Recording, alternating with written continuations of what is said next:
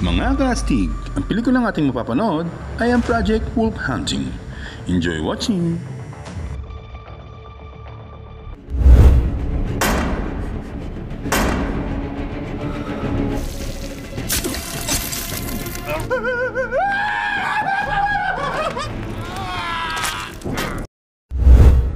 Nagsisimula ang pelikula kung saan ipinapakita ang isang grupo ng mga kriminal ang inililipat mula sa Pilipinas patungong Korea.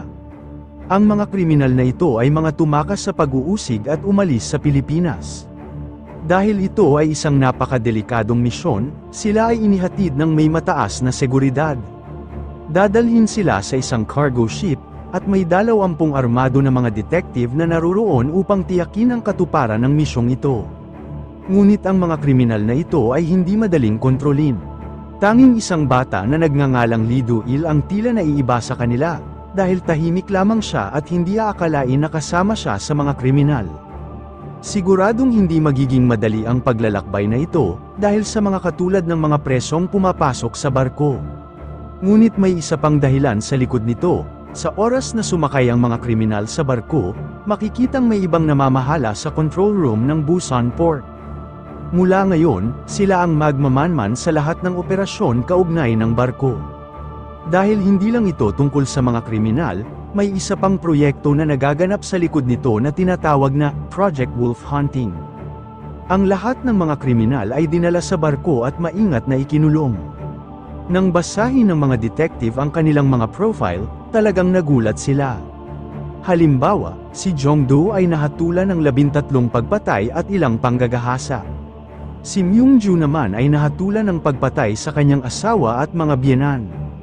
At ang nakakabigla, ang batang ito ay may red notice mula sa Interpol. Matapos gawin ang lahat ng kinakailangang pag-iingat, sa wakas ay umalis na ang barko sa port. Sinabi ng opisyal sa kanyang mga tao na maging alerto, dahil ang mga kriminal na ito ay maaaring gumawa ng anumang illegal na pagkilos laban sa kanila. Maayos naman itong sinunod ng kanyang mga tao, hindi nila binigyan ang mga ito ng anumang toothbrush, at ang pagkain ay inihain sa mga papel na plato, walang kutsara, at iba pang bagay. Kaya hindi sila makakakuha ng anumang kagamitan para buksan ang kanilang mga posas. Pero hindi nila alam na may ilan sa mga tauhan nila ang may masamang plano. Sa barko, may doktor at isang nurse din para sa anumang medikal na emergency. Ngunit mukhang may ibang plano din ang doktor na ito. Lihim siyang kumukuha ng pang-iniksyon at nagdala din siya ng paborito niyang Jolly Spaghetti.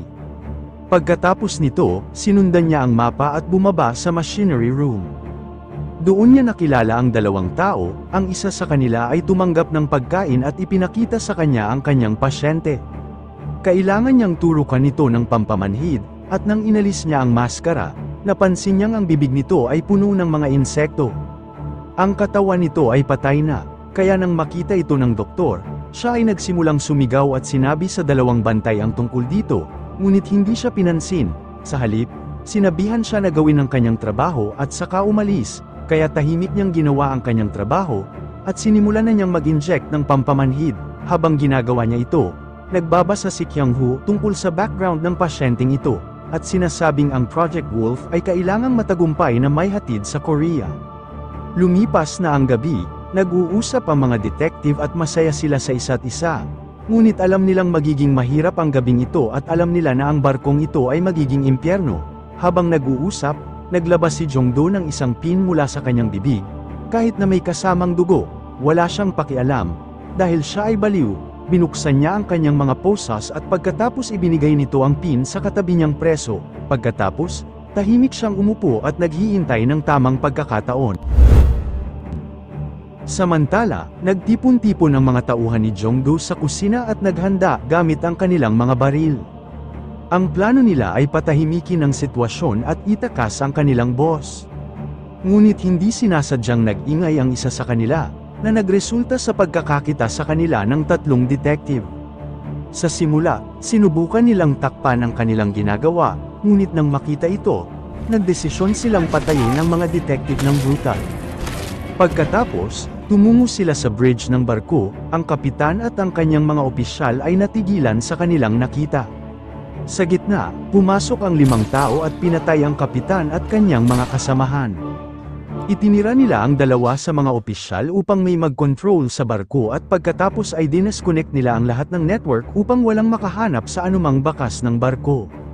Bahagi ito ng kanilang plano upang palayain si Jong-do at ang kanyang mga kasama. Ngunit hindi nila alam na na-alerto ang Project Wolf Hunting at sinimulan na nila ang paghahanap sa barko. Si Kyung-ho ay nabigo dahil hindi siya makakonekta sa barko. Kaya tinutusan niya ang kanyang team na kumuha ng mga larawan ng barko mula sa satellite. Samantala, ang isa sa mga preso ay nahirapang buksan ang kanyang mga posas at hindi sinasadyang nagdulot ito ng ingay. Narinig ito ng isang detective na dumating upang suriin tignan ang nangyayari. Sa kalaunan, nalaman niyang na-unlock ng preso ang kanyang handcuff, kaya tumayo si Jong-do at kinagat ang tenga ng detective upang mapigilan ito sa pag-alarma. Pagkatapos, dumating ang 2 sa 5 tauhan ni Jong-do at pinatay ang iba pang mga detective.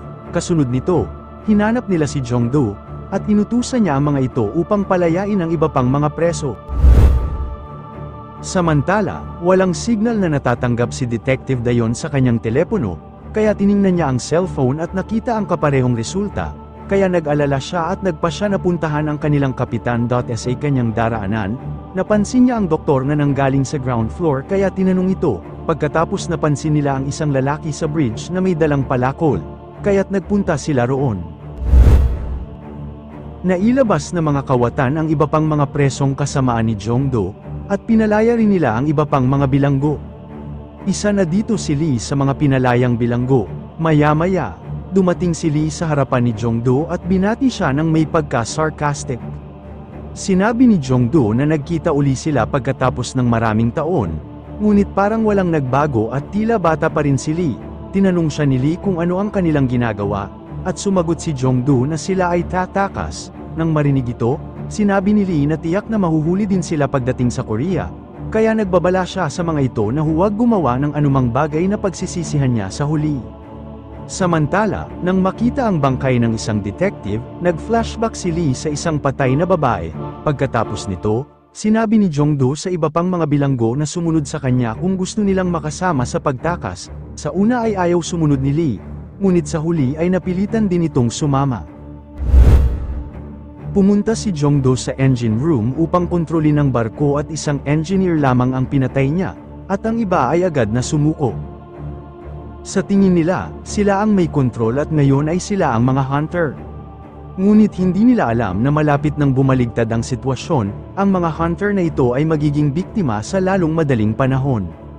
Sa kabilang eksena, makikitang dumadaloy ang dugo na kanilang naibuhos at ginising nito ang isang nakakatakot na patay. Sinubukan ni Jong-do na patayin ang engineer, ngunit ipinaalam nito na kung wala siya, hindi tatagal ang barko dahil siya ang chief engineer. Nang marinig ito, nagtawanan silang lahat, ngunit hindi pinansin ni Jong-do ang babala at sinubukan pa ring patayin siya.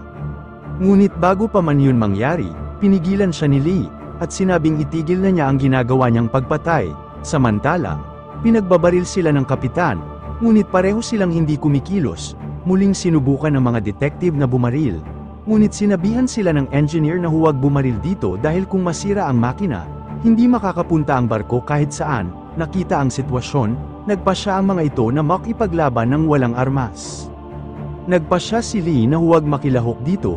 Pagkatapos nito, nagsimula na ang matinding labanan sa pagitan ng mga kriminal at ng awtoridad. Sa labanan, ang mga kriminal ang nangunguna dahil lumalaban sila para pumatay. Sa gitna ng laban, may isang kriminal na sinubukang tumakas. Ngunit dumating ang isang nakakatakot na nilalang at sinipa siya, na nagbigay ng babala sa lahat ng naruroon. Dumating na ang tunay na hunter at ngayon ay lahat sila ay kanyang magiging biktima. Pagkatapos, tumayo siya sa gitna ng lahat. Isang kriminal ang hindi nagustuhan ng kanyang asal at sinubukan siyang patayin. Ngunit bago pa man niya yun magawa, mabilis na hiniwan ng dead hunter ang kamay ng kriminal. Pagkatapos, pinatay niya ito sa pamamagitan ng paghila ng kanyang puso gamit lamang ng kanyang kamay. Nakita ito ng isang pulis na sinubukang barilin siya, ngunit nahuli niya ito sa isang iglap. Sa gitna, nakuha niya ang isa pang kriminal sa kanyang mga binti at pinatay ito sa pamamagitan ng pagbali ng gulugod nito. Napagtanto ni Jong-do na hindi na siya ang alpha, kaya't sinubukan niyang tumakas. Ngunit bago yun, sinubukan niyang patayin siya sa huling pagkakataon, ngunit ginamit ng Dead Hunter ang kanyang mga tauhan bilang panangga. Pinatay niya ang iba pang mga tao at lumapit siya kay Jong-do. Ginantihan niya si Jong-do gamit ang martilyo at pagkatapos ay bumagsak ang ulo nito. Ang makina ng barko ay nag-shutdown, kuya hindi na nakayanan nitong maglayag. Napagtanto ng iba kung ano talaga ang ibig sabihin ng impyerno. Naisip ng kapitan na kaunti na lamang sa kanila ang natitira at siguradong ang kasunod nito ay kamatayan, kaya't agad silang nagtangkang magtago. Ngunit bago pa man yun, hinawakan ng Dead Hunter ang kanyang lalamunan at pinatay siya. Sa wakas, nagpasya si Lee na lumaban, sinubukan niyang saksakin ito ngunit nabigo. Napansin niya ang isang selyo sa kanyang dibdib at pagkatapos ay ginantihan siya ng patay at pumunta sa likod ng kapitan. Sinubukan niyang patayin ito ngunit nahawakan siya ni Lee pabalik. Dahil dito, sinubukan muna niyang patayin si Lee. Ngunit binaril ng isa sa mga detective ang kanyang kamay, kaya nagkaroon ng pagkakataon si Lee na tumakbo. Pagkatapos, kinuha niya si Dayon at lumabas ng engine room at saka isinara nila ang pinto bago dumating muli ang patay. Nagawa ng team ni Kyung-hoo na kumuha ng ilang larawan mula sa satellite. Napagtanto niya na may ginawang kabaliwan ang mga bilanggo, dahilan kung bakit nawalan sila ng koneksyon at huminto ang barko.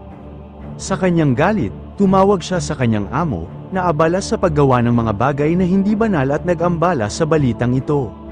Nang marinig ito, sinisisi niya si Kyung-hoo dahil siya ang nagbigay sa ideya na ito.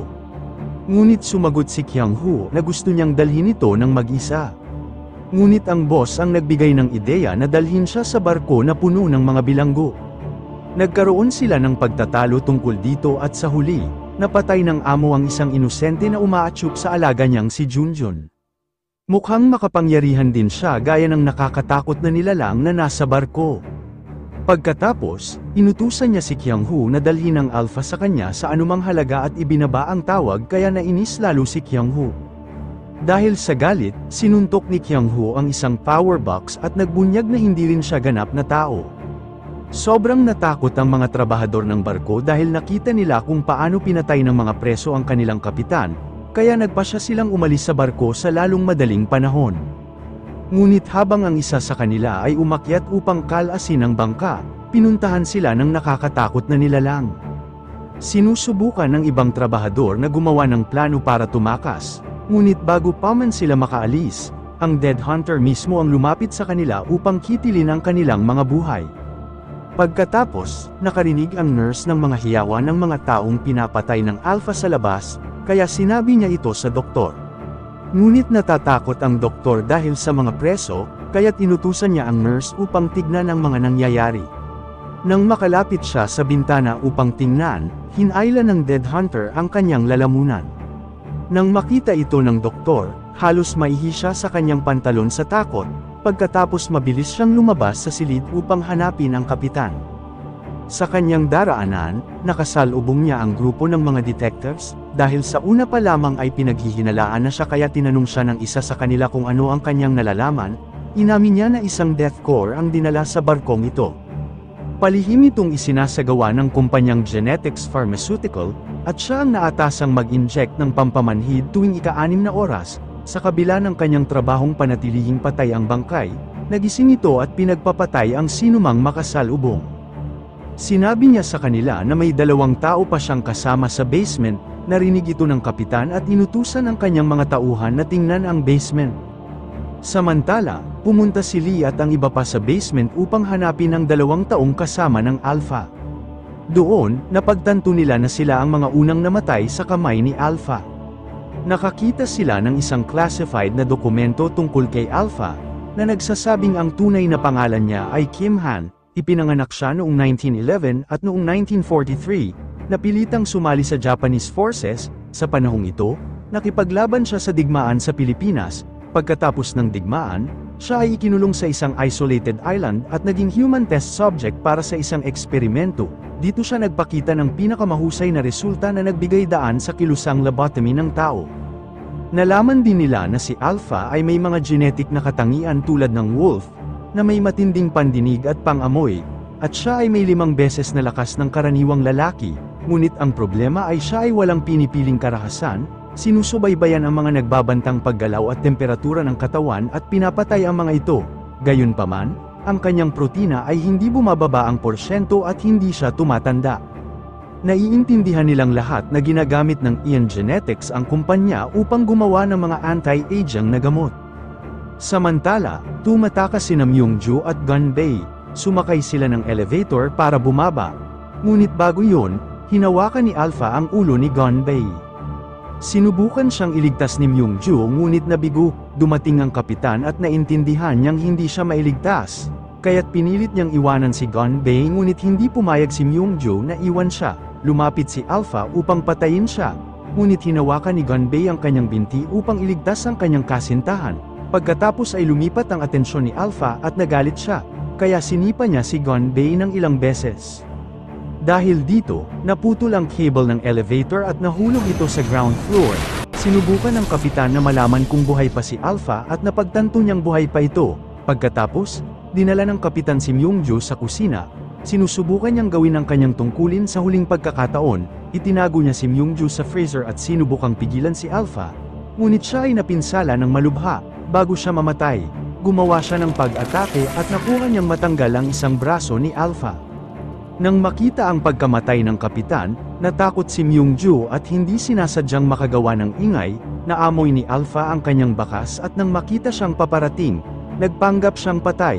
Sinubukan ni Alpha na maramdaman ang kanyang temperatura, ngunit nabigo dahil sa freezer. Samantala, narinig niya ang ingay ng paparating na helicopter at naabala siya, kaya't pumunta siya doon. Samantala, si Kyung-ho at ang kanyang team ay papalapit na sa barko. Habang papalapit sila sa barko, sinabihan ni Kyung-ho ang kanyang team na maghanda sa isang mapanganib na misyon. Nang marinig ito, silang lahat ay nagturok ng isang vaccine sa kanilang leeg na nagbigay liwanag sa kanilang mga mata.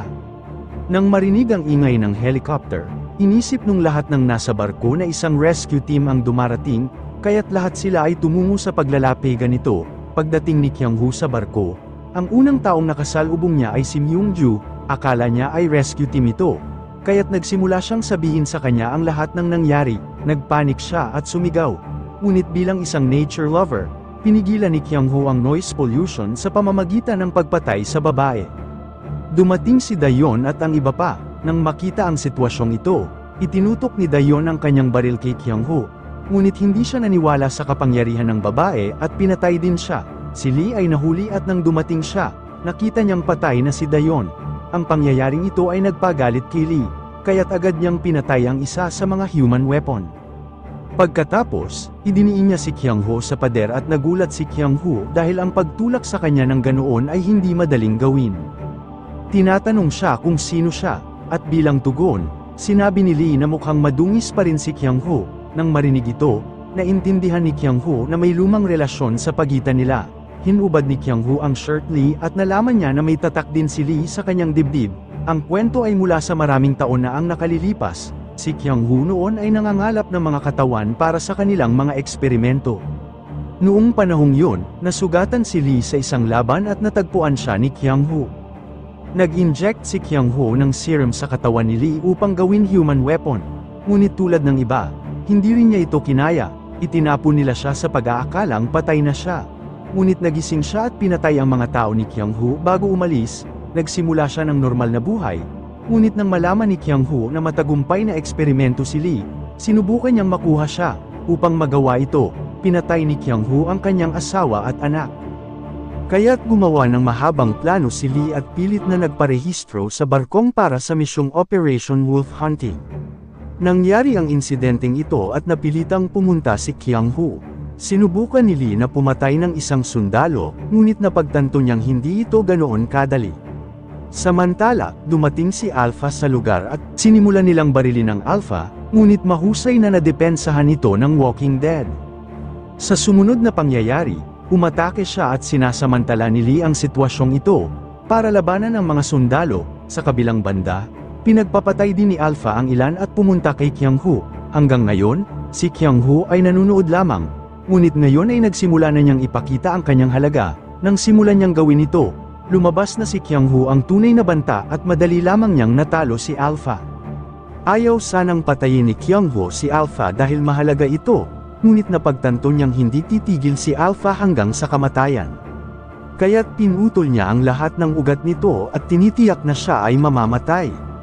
Ngayon, ang plano niya ay dalhin si Lee sa kanyang amo upang mailigtas ang kanyang reputasyon. Unang umatake si Lee, ngunit binugbog lamang siya ni Kyung-ho. Pagkatapos nito, sinubukan niyang muling umatake ngunit sa kaparehong resulta ay nabugbog lamang siyang muli. Nagpatuloy ang labanan, nakuha ni Lee ang karamihan sa mga suntok at nakabawi lamang ng kaunti. Hanggang ang labanan ay lumipat sa rooftop, doon, mahigpit siyang hinawakan ni Kyung-ho, inasar pa siya nito tungkol sa pag-iyak ng kanyang anak nang patayin niya ito. Nang marinig ito, labis na nagalit si Lee at ibinigay niya ang kanyang 100% at nagawa siyang saksakin ng ilang beses. Sinubukan ni Kyung-ho na lumaban ngunit muling nasaksak, at tuluyan na itong nag-shutdown habang siya ay bumabagsak. Sa kalaunan, nagawa pera ni Kyung-ho na saksakin si Lee.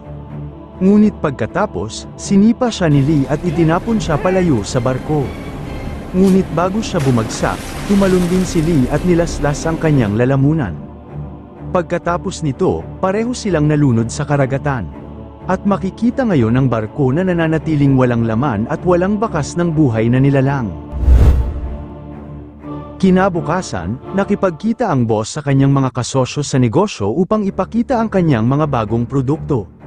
Dito ipinakita niya sa kanila ang kakaibang produktong gigising sa kasamaan ng Korea.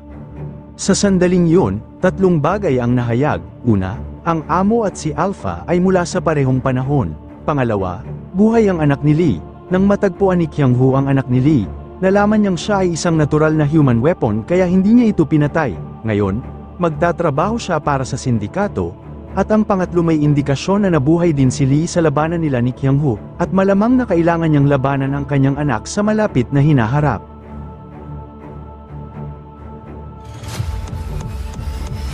Mga kastig, kung nagustuhan ninyo ang inyong napanood, maaari ba akong humingi ng like? Paki-follow and subscribe na rin para updated kayo sa mga gagawin pang mga videos. Salamat!